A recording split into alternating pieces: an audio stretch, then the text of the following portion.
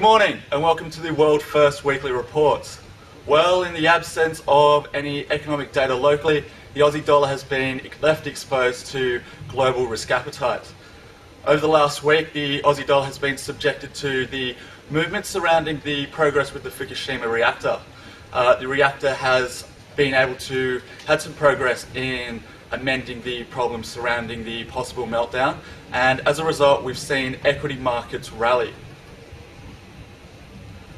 Over the last week, the Aussie yen cross has been particularly important. We've seen the Bank of Japan intervene, indeed the G7 intervene, in suppressing the Japanese yen.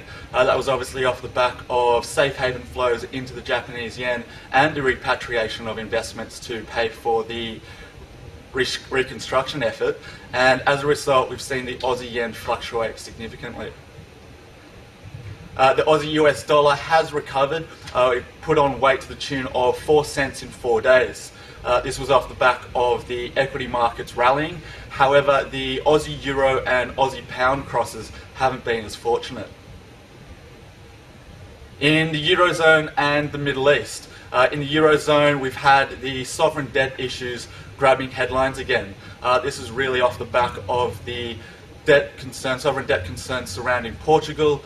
Their minority socialist government may collapse under pressures to refinance their sovereign debt and put austerity measures in place. If they do collapse, it is quite likely the Portuguese will go to both the IMF and the European Union with their hat in hand. In the Middle East, we've seen a significant amount of risk come onto the table, and that's obviously playing havoc with oil prices. We've seen conflict and social unrest move to Yemen. Yemen is also a sweet crude oil producer, and it neighbours Saudi Arabia.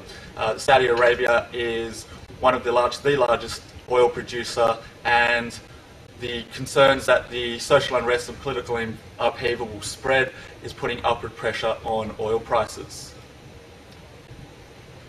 In the US, there's been a raft of economic data out over the last week. The data did have some good pieces, however it's lacking that weight that suggests we're going to have particularly strong employment conditions there in the near future. We did have some CPI and PPI figures out that highlights the inflationary pressures being imported from overseas, both food prices from Asia and from South America, and oil prices in the Middle East. That is going to be undermining the economic recovery in the States. However, on the plus side, we had some good data. Jobless claims came out better than expected, and the Philadelphia Fed Manufacturing Index also increased, which is positive for risk. The Aussie is now tracking above the $1 level. If you'd like an update on the market, or if you'd like to book a trade, don't hesitate to get in touch. Enjoy your day.